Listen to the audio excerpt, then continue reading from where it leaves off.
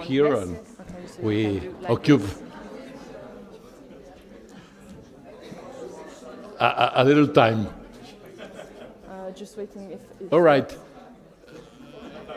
Our next presentation is about Indonesia by Nefriana, and is related to the use of different information for Google APIs for enrich the information of the SBR of Indonesia. Nefriana, the floor is yours.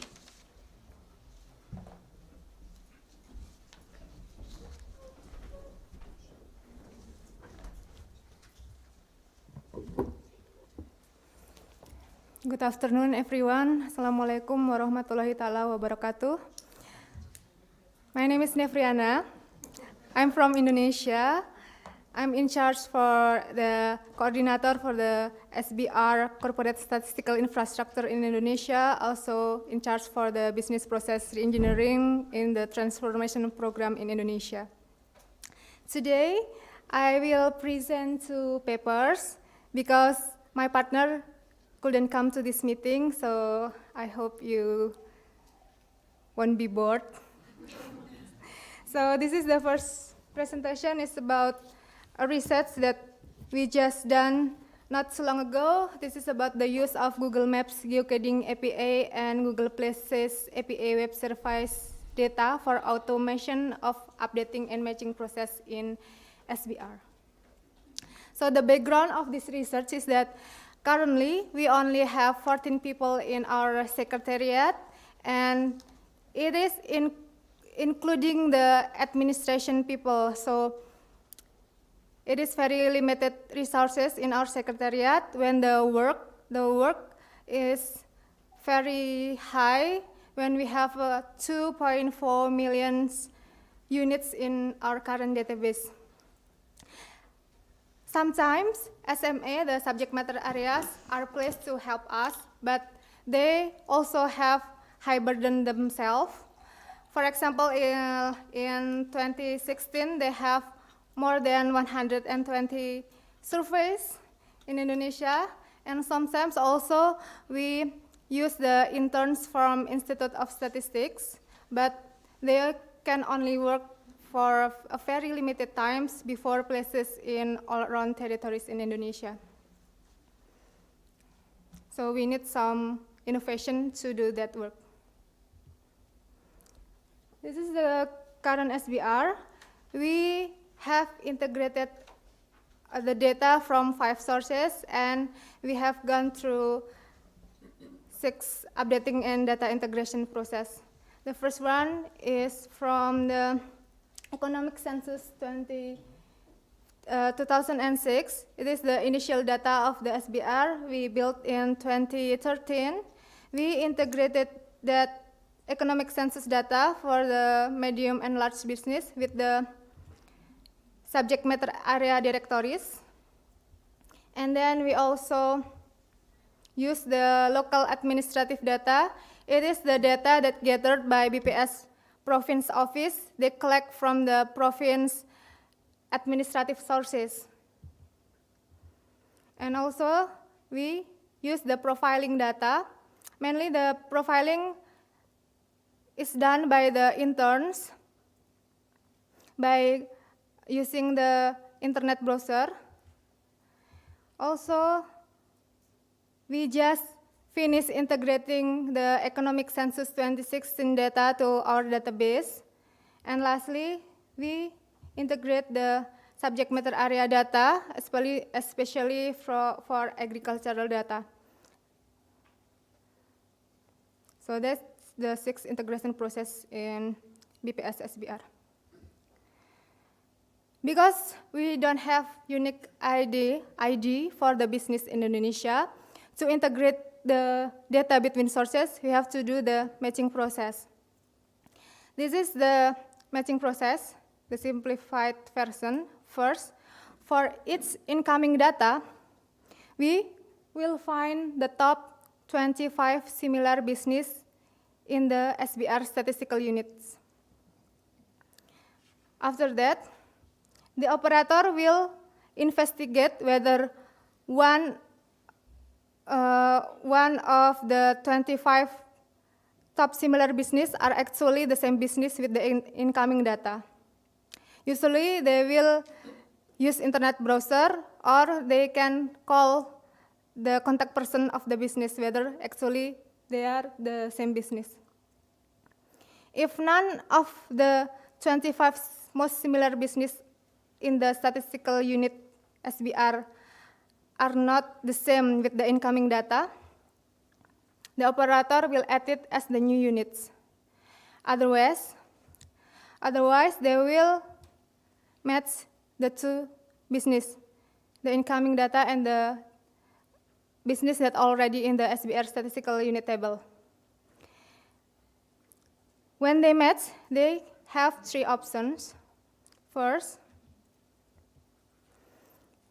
if the old data, the data in the SBR database is better than the incoming data, we will use the old data or keep the old data. Secondly, if the incoming data is better than the old data in the SBR, we will use the incoming data, or we can combine the two variables from the two sources. Usually, before doing the matching process, we have some meeting to set the default status of the sources, whether one sources is better than the other. But when we do the matching, the operator can find the facts via browsing or also telephone. And the process for the updating, currently, we have two kinds of updating, the batching process and the non-batch process. The batching process, usually we do when we have many number of the data to be updated and include many variables. And on the other hand, non-batching process usually include not really many data and not really many variables. So for the batching process, we do uploading the data from the new sources and then matching. For the non-batch process, usually operator will find the business he wants to update, usually by name and address, or they can use the SBR ID number. If he cannot find the unit, he will add it to our database. Otherwise, he will edit the data. We have problems with this mechanism, as I mentioned before. Firstly, is that current updating and matching operations are resource intensive. There are currently only a few people dedicated for SBR. And then subject matter areas have already had some high burden other than SBR. And we also have interns, but they only help in limited times. So the idea is that maybe process automation might help. The question is that how potential are Google Maps geocoding API and Google Places API web service data for SBR automation? But before, let me introduce you the Google APIs. Google provide us some application programming interface. When the service we can use, the public can use that, some freely, some with premium. For Google Maps, they have at least two APIs, the geocoding API and Places API. Geocoding API can provide us data about the geocodes and also the address of the business. And Places API can give us about other things like Places ID also, and also opening hours, website, telephone, and other contact data.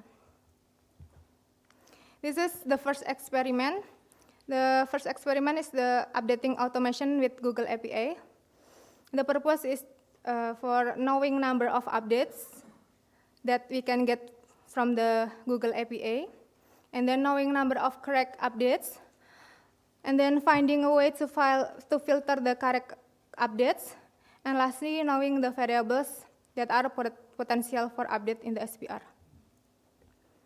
So, in the research, at that moment, we have 2.4 million units in our SBR database, but we only get the 5.7K updated data from Google APA. This is not only because Google gave us 0 result from particular business, but also because the limited time to do the research, because Google only give us limited feedback or response during a day for the free version. In the research, we just use the free version of the APA, so we have limited response for that. We also try to get the update for the incoming unit data. For at that moment, we have 88.3K incoming unit data, and part of that, 2.7K detected as enterprise by the profiler. And the scope of this experience will be only the enterprise automation for matching for the enterprises. From 2.7K, we get 2.3K data. So 0.4K cannot be updated because we got 0 result. Then we do sampling for the updates to know whether the updates are correct or not. And we got the 32 correct update and 27 incorrect update, but the correct place. I mean, they can give us the response for higher level of place. For example, the street, but not the exact location of the business. Data 26 and incorrect update and incorrect places 43. So we can say that the number of incorrect update is larger than the correct one. Actually, if we can filter with which update are actually the correct update and which are not, we get 32 of 101 samples as the correct update, and that number will be very significant to update if we only can filter the correct update only. So we try to filter it. From the 101 samples, we get the correct update 24 and non-incorrect update. The filter is that we will only update the data with the response from Google with the same business name. If the response business name are the same with the business name in our data, we will use the update. After removing the stop words like LCD, CV, and etc. Then we want to know whether the correct updates give the variables completely or not. And then we get this is before filtering with same business name. We get latitude variable, longitude variable, telephone, and website are actually significant to update our data. But when we do filtering, we only get latitude and longitude data or geocodes data are effective to do the update. This is the experiment 2. It is the automation for the matching process.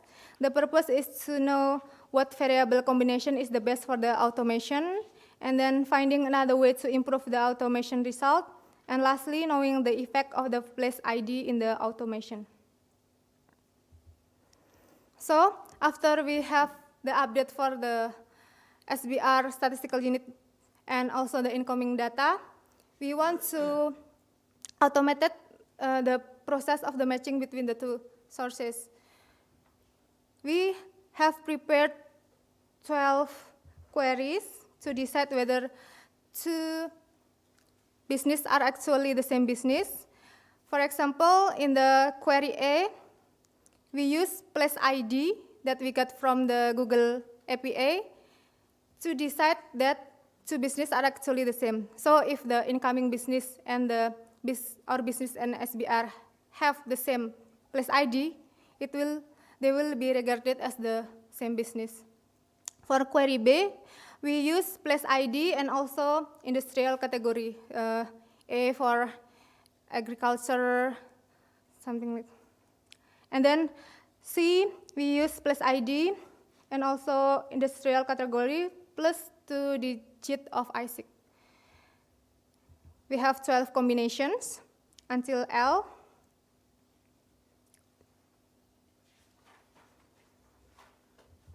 The result is like this. We got the query L as the best query because we want to have minimal error for the matching process. Even we only have minimal matching automation. In this case, 109 correct match and 1 incorrect match. Then we identified what makes the incorrect match happen. After the identification, we found that some units are matched with different statistical units. For example, establishment are matched with enterprise, which it should not happen here because we have limit our scope to be enterprise only. So we filter again to exclude the establishment by some keywords like store, plan, and etc. With that, we get 0 error, although the number of the automation decrease. Here we found a result with 0 error by filtering the establishment. We have another question. Did place ID that we got from the Google API have contribution to the result? The answer is yes. We have the control query and the query L. We can see that in the control query, we get 6 errors. The conclusion is that the update using Google Maps geocoding APA and Google Places APA web service data was significantly effective. Furthermore, latitude and longitude were statistically significant for the update or the geocodes. This is from the Places APA. And then if we can differentiate which API responses are right or wrong, telephone and website updates are also statistically significant. And using place ID with combination of industrial category code and 2 digits of I6, plus having at least 2 of 5 constraints, name, address, telephone, number, fax, email, and website, gave the best result for enterprise matching automation. That's the end of the presentation. If you have a question, please. Some questions? Yeah. Yes, please. Ilham from GCC Stat. Thank you very much for your presentation. It is a huge effort actually taking in consideration the country size and how are you doing this job for, I know, a huge database, I assume, right? But your sample is very small. Yeah. Very, very small for such a big database for editing the work. Yeah, actually we do the sampling not for, from all of the data, but from 101 is from the updated data. So from 2.7K. Because of the limited time to the research, from 2.7K we only get 101 samples. You don't have addressing system in Indonesia? Yeah? You don't have addressing system, national address system? No, You not don't yet. have. And you don't have Ministry of Commerce for legislation and commercial registration? Commercial registration from for the? From Ministry of Commerce. or industry, or Information of, you said we have no ID number, yes, we don't have. even actually. in Ministry of Commerce, No, even. even. Actually, in tax office, we have the tax number, but usually one tax number can be used for more than one businesses. So it can be used to. And what about municipality, electricity and utilities? How people pay? By what's the identifier? It should be some identifier somewhere. Yes, but we can link one source with the other source with that ID. No, I mean Ministry of Electricity and Municipality. No, we don't No, have don't have. connection. Actually, we have the agenda to bring together the data sources to make the ID, but that's still the agenda for now. Yeah. Remember, your last census was 2016, you mentioned? 2016. Yes, I think. Oh, the economic census? Yeah, did you include in your questionnaire the geo coordinates or something? No, we don't. Mm. Yeah. That will help, yeah. at least. Yeah. Thank you. Thank you. Another question?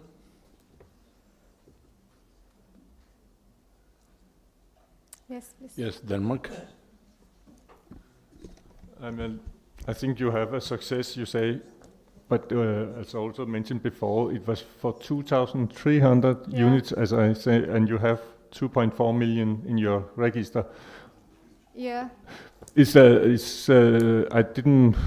I'm not sure I understand it correctly, but could you buy something from Google to get a better data?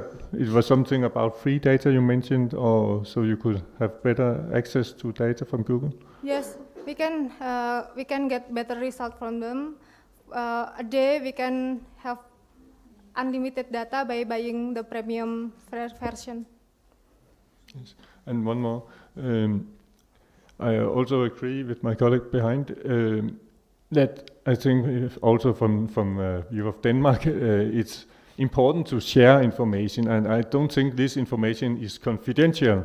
So I think it's important to talk to other sources from the public sector to say, you have the same problem, you also need to identify and find a common solution instead of use a lot of money and a lot of resources from the state. So do it together with someone else that also have the same need as you have. Yeah.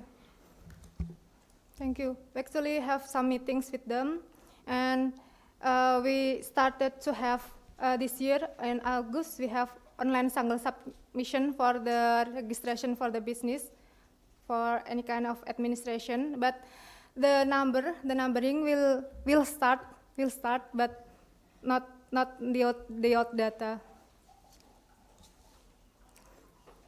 Thank you. Another question? Thank you very much, Nefriana, for this presentation.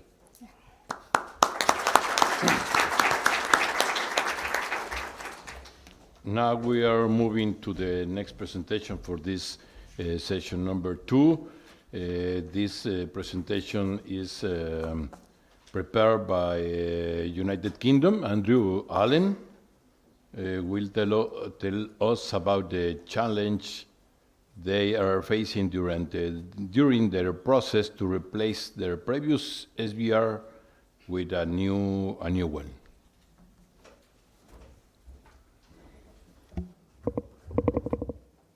Thank you. Anybody can help? How do I get the presentation? I don't see it here.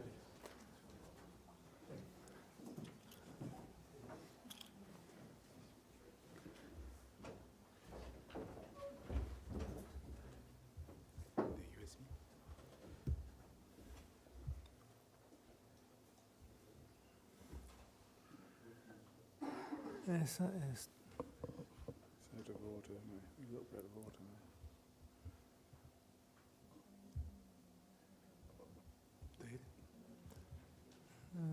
This Yes. one. David? Yes, the second one. United Aha. Kingdom. This one. PPT, yeah. No? No.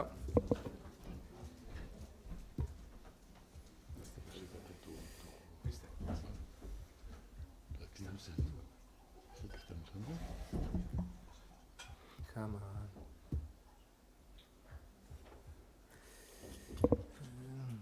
This one. Oh, that looks promising, doesn't it? Yeah, that'll do. Is another presentation from Mexico to here. And then, Andrew, the floor is yours. Thank you. But I don't know. I can see it. But I know what it says already.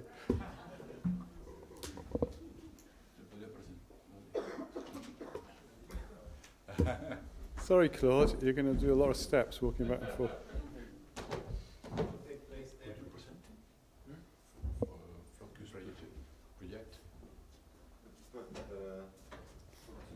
It's frozen. Okay. Okay.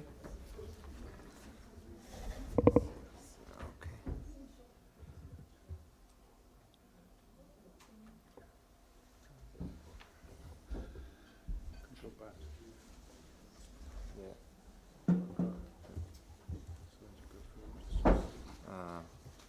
Just that button there. Okay, Page good. down, page up. Okay, good. Okay. Good. Okay, Right, good. thank you. Well, thank you, everybody. So I'm Andrew Allen from the UK, and I'm going to talk about the transition from an old business register to a new business register. Oh, really, I'm not going to tell you how to do it. I'm going to ask you how to do it, because we're in the process of building a new business register, and part of that work is obviously going to be the working out there's a transition, which is really complicated, I've now discovered. So, I'll give you some background first. So, we have a system called the IDBR, the Interdepartmental Business Register. It's used by several government departments in the UK, and it's been around for at least 25 years. And that is what we're replacing.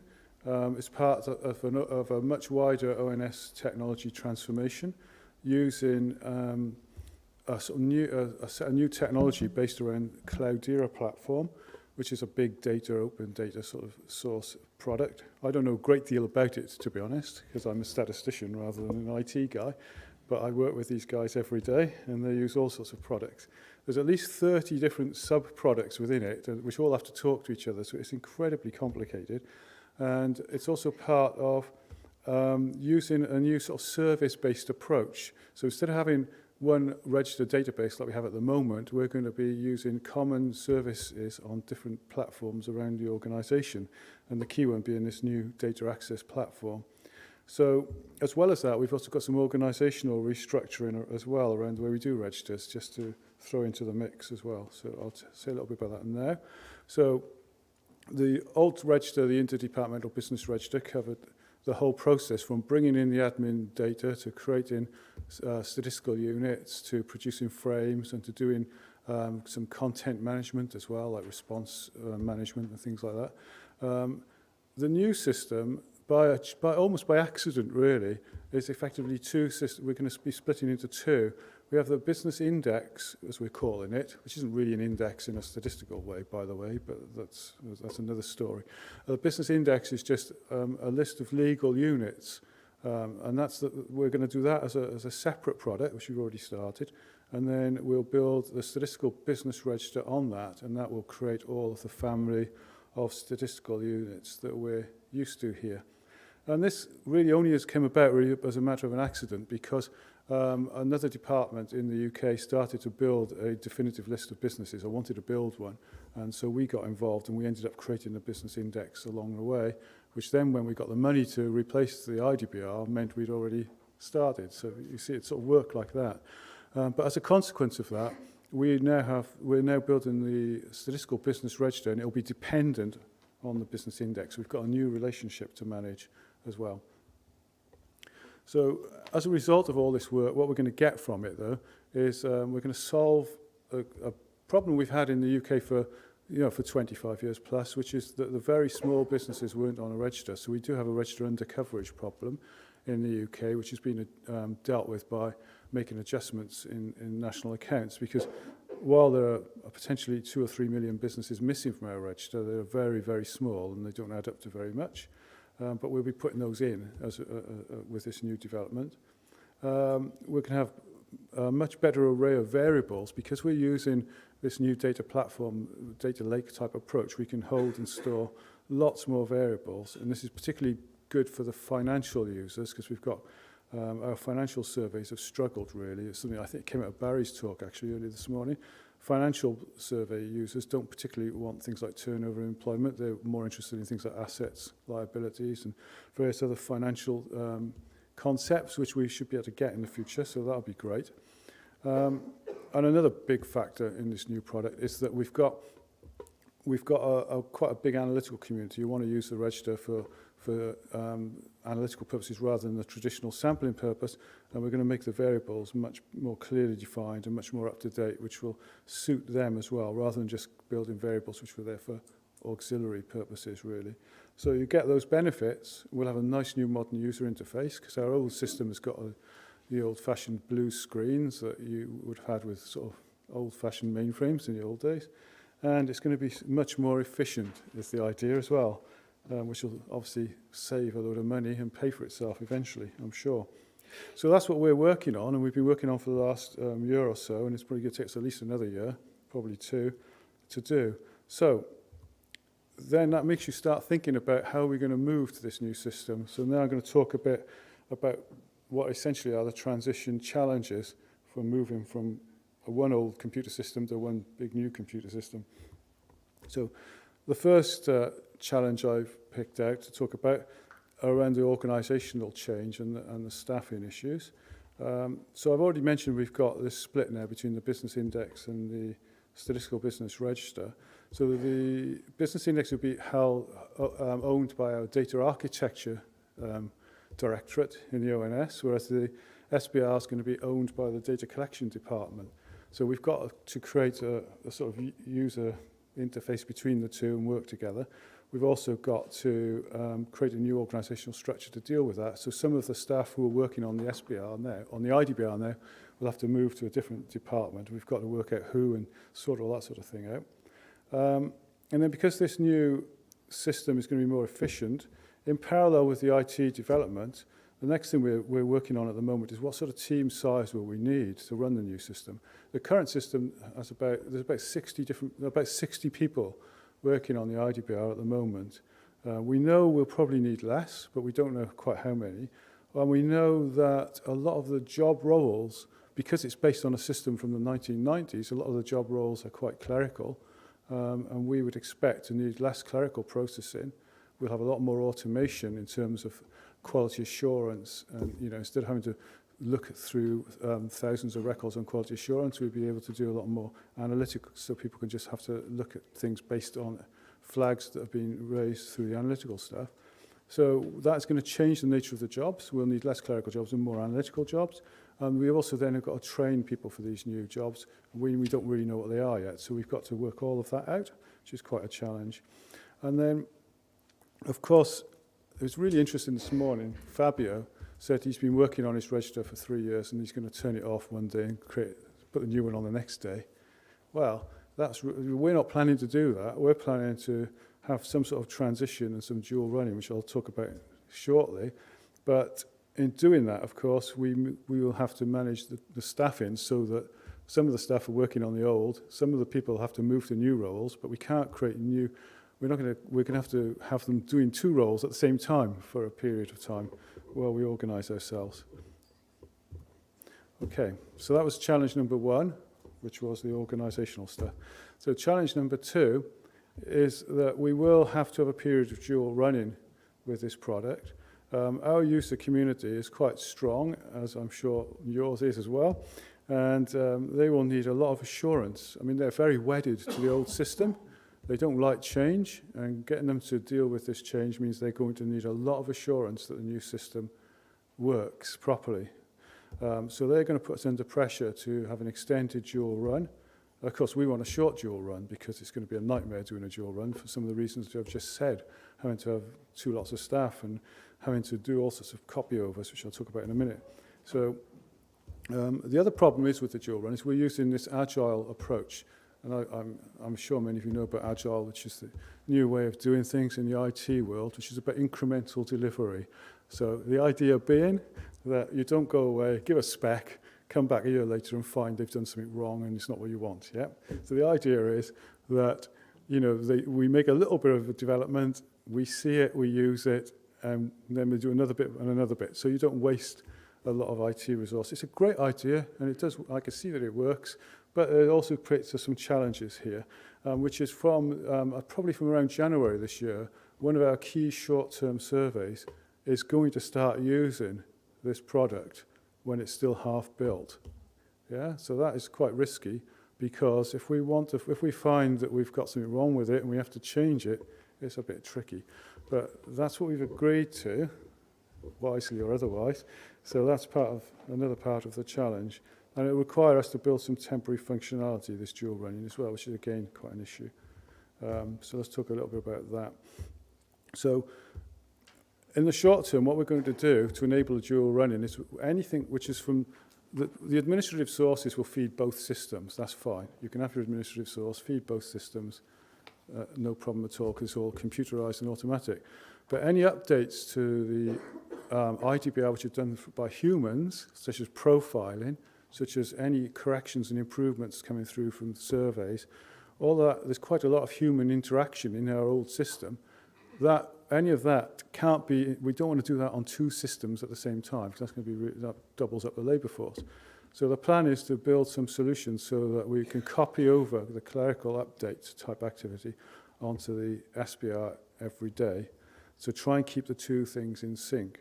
And then when we're satisfied about the quality of the SBR, we can reverse the flow, copy over from the SBR to the IDBR to keep that in sync for a while until we can close the one down and just move to the other. It's easy to say all this stood up here on the screen in words. The reality and the detail is obviously going to be a lot more complicated. Yes. So, the user acceptance. I just thought it was worth saying a little bit about how we're going to try and satisfy our users that what we've built is good enough for them. And I see that we can have three areas which are causing this change, really. We can bring in some new administrative sources. One of the problems is those administrative sources are not all available at the same time.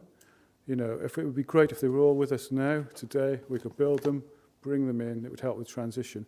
But some of them are not, they're being negotiated with our revenue department at the moment. We have a new law which enables us to have access to all extra data from the revenue department, which is great.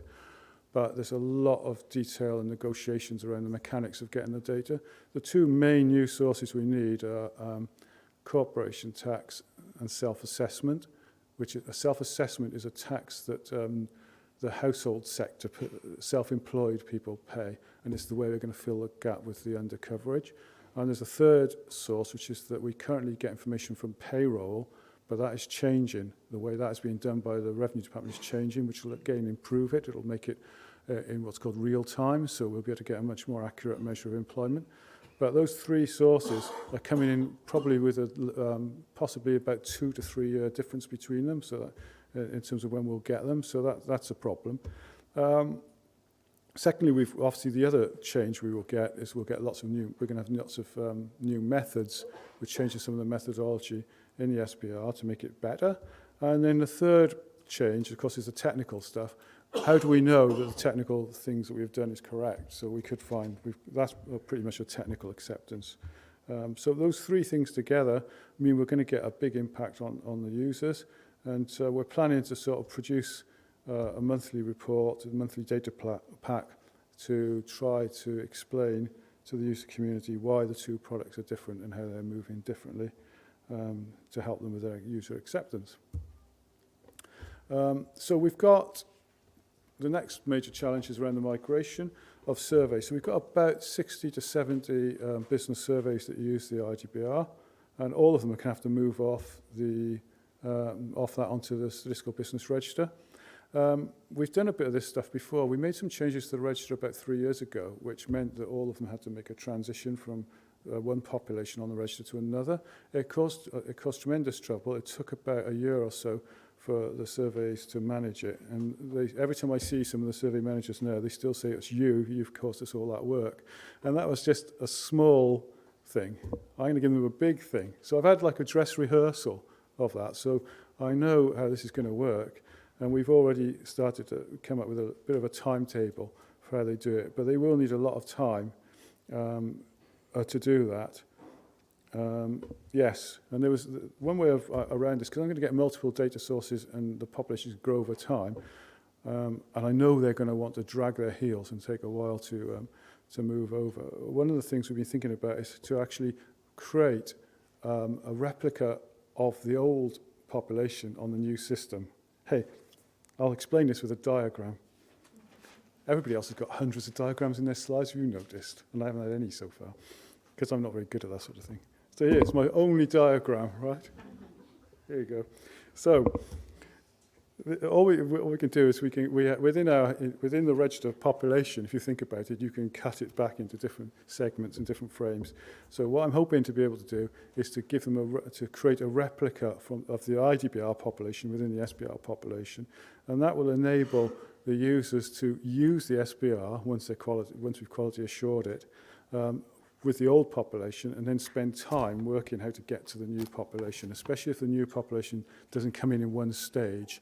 It might come in 2 or 3 stages. So, I mean, my main problem is how close can I get in replicating? Because of my methodology changes and other changes, I might not be able to get exactly the same as the IDBR population. So if it's quite close, they'll be okay. But if it's big, then they've got a discontinuity they have to take.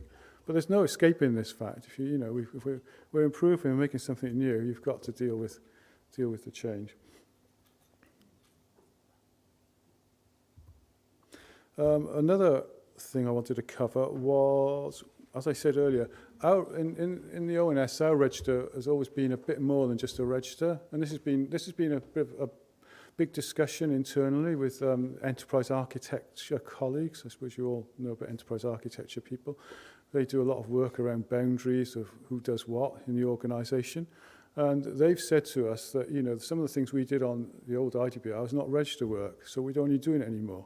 You shouldn't be involved in respondent burden and stuff like, respondent burden, working out which forms to send out, survey forms, and working out who's responded.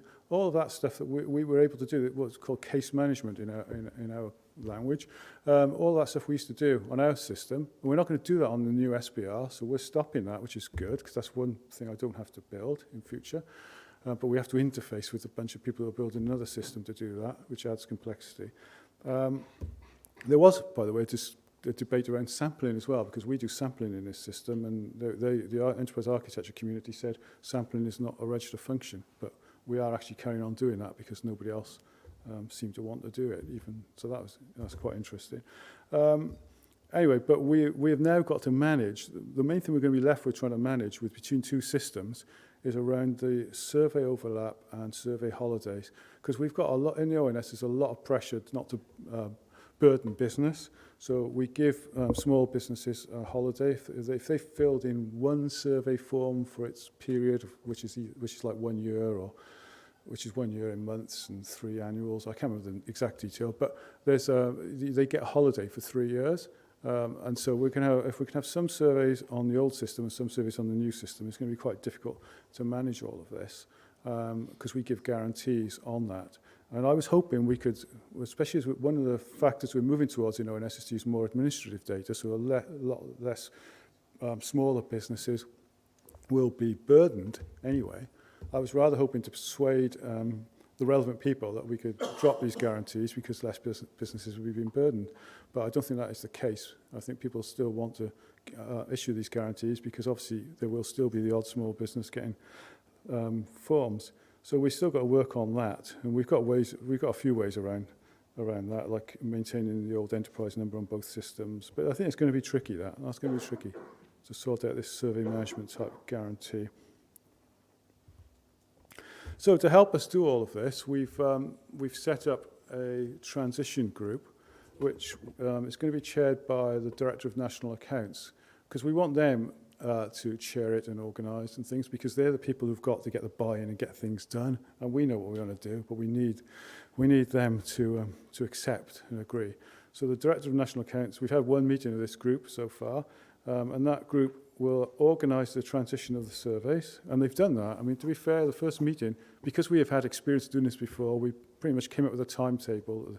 All the short-term surveys would go on January of 1 year, and the annuals would go later in that year. So the national accounts would get all their discontinuity in one reference year. So we've got a nice high-level timetable on that. So we have to put some more detail into that over the next few weeks. So they'll be doing that. The other thing they'll be doing is scrutinising the work that we've done. That quality reporting I talked about, they'll be scrutinising to see whether they're happy with what we've done, to assure it, quality assurance stuff. And then the third role of that group really is to work on the external communications with us, because obviously as we roll this out, it's going to have an impact on outputs, and we need to have a consistent message to the end users. And ultimately that group will have a say. I sit here that ultimately will agree the decommissioning, but at the first meeting they disagreed with that. These slides were done weeks ago. At the first meeting they said they would recommend when we would decommission the old register and put it to another group to make that decision. So there we go. That'll be a big day when we close down the old register. So that's it. That's some of the issues. I mean, I haven't done any of it yet, so it's a bit premature really to stand up here talking about it, other than to say that really I thought, when I was thinking about this, I think, well, what is the purpose of the Wiesbaden Group? It's about learning from each other, isn't it? So some of you out there have got experience of introducing a new register. So, and it's good that I've gone on Monday here, because that means the rest of the week, those of you with experience can come along and tell me what we should do and what we shouldn't do. Okay? That's what I want to know. What we should do, what we shouldn't do. Give me some advice, please. Thank you. Okay. Thank you, Andrew. Questions? Australia? Thank you. You could have given that same presentation for Australia. We're going through exactly the same thing. I don't have any answers for you. We're in the middle of it right now, and we're about 2 years away. Yeah. Some of our infrastructure has already been built. How far along are you? How far along are we? Interesting. Before I answer that, when we were at the last Wiesbaden group, I think Louise Ryan did a talk about her work, and I opened the question with exactly the same thing you stated. So it is interesting that we're working so closely or going in the same direction without realising it. How far away are we? Well, we've built a lot of the basic infrastructure. I've got a very first cut of enterprises, local units, reporting units, which is another thing we use. Very first cut of these things built. But I still feel I'm only about 20-30% through. There's a lot more to be done. And the other thing is we're doing things in what's called minimum viable product. So you get, you've got a scratchy sort of thing, and then you build out from it later. My big concern with all of this is to make sure we don't lose the resource to stop us building out later, because I know the way things work in our offices with resource, so if we say, here's the MVP, they'll go, great, done, take the money. We don't need that, or we'll end up with a system worse than what we've currently got. So I would say we're due to finish by April 20. I still feel that's optimistic, yeah. But that's what we're saying. Thank you. Thank you. Thank you. Another question. Denmark, please. Yes, it takes time to build a new SBR. I have a question and so maybe also an advice, and I will start with the advice. In Denmark in the 1999, we got a new central business register, and we also put up a statistical business register very close to that. And we put a lot of rules into our SBR when we get updates from the administrative systems. So if this happens, so we should do that, and so we should do that.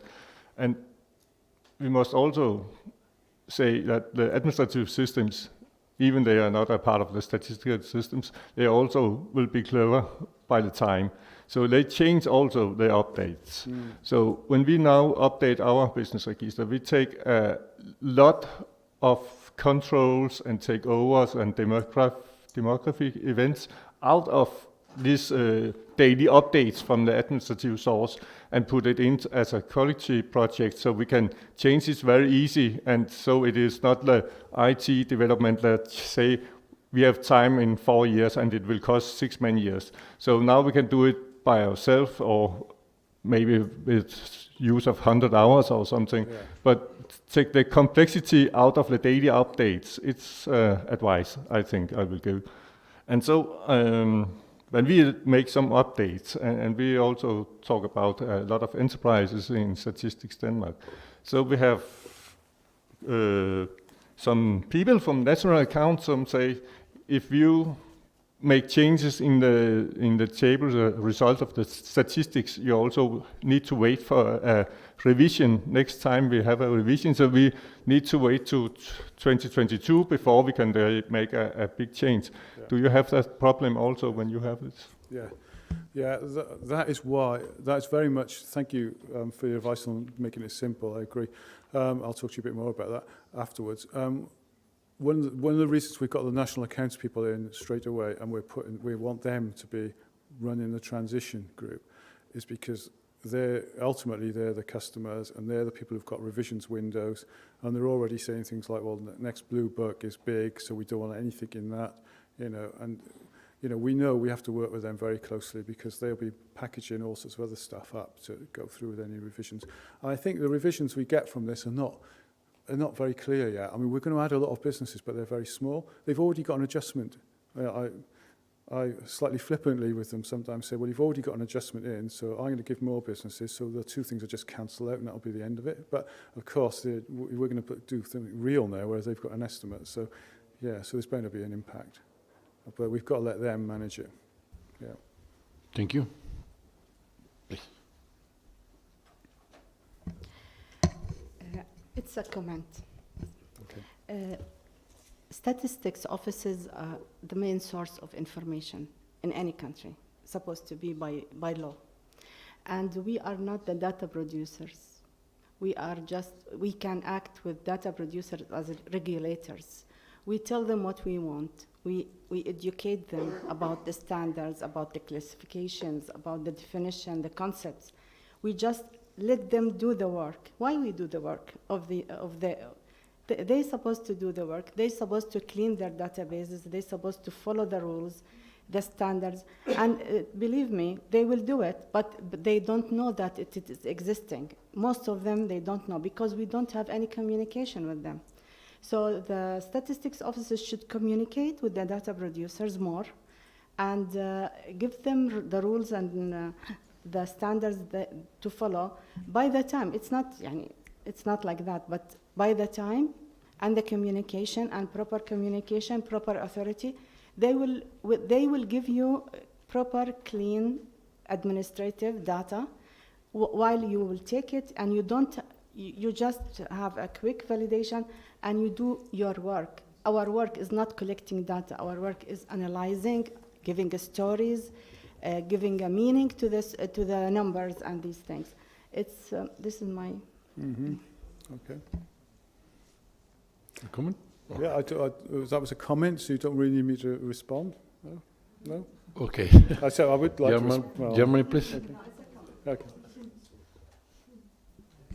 Another comment. We changed the IT system. It's 2014. It's 4 years ago. And we thought about both options that you mentioned, running the two systems in parallel for some time. We didn't opt for that because of the reasons you mentioned, because they will diverge from the beginning, from the first day. And the other option we took to produce is the replica. Mm-hmm. And the lesson learned from Germany is you can set a point of time in future how long you will do that. At some time that will be reached, and then the users will say, yes, you changed the system, we didn't realize, we have to change ours, it will take years. So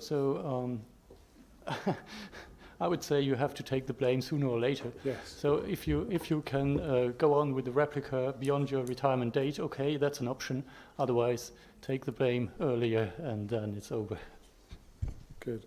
Yes, thank you. I'm fully aware of that. When I introduced the concept of a replica to them, I thought about it for a little while, because I thought if I introduce that concept, that'll be the excuse to take years and years and years to move. Yeah. But without that, I was going to struggle, so I had to do it. But I understand. I mean, it took me 20 years.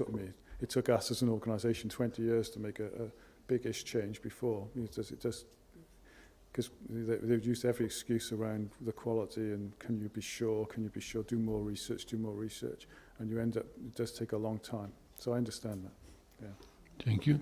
Canada? Yes, thanks. I actually have a question about your survey management slide. You mentioned the response burden is going to be separated from the registers. You also mentioned something about sampling briefly. In Canada, we have a very robust response burden mechanism built into our register, and we're actually moving the opposite direction with the new building and population registers and borrowing from that so that we can track burden more fully on that side. Likewise with sampling feeds directly into the registers, and a lot of it's mediated by us in the sense that collection receives all of the sampling files from us. So I was wondering if you could just talk briefly about that and what the impetus is to get rid of the burden, if that's just an organizational issue or... we won't get rid of managing the burden. What we're doing is moving it away from the register function, I think. This comes back to this enterprise architecture concept of how they reviewed things. So, I mean, our old system was responsible for doing the sampling, creating selection files. The selection files would be sent off to people to send out paper forms, and then the paper forms would be, as they came into the building, they were electronically receipted, which would come straight to our system. And then our system would know to send reminders out to. So it was all operated through our system. Because we're in parallel, we're moving to getting electronic questionnaires out en masse, which we're a bit slow on. I know most of you have got them already.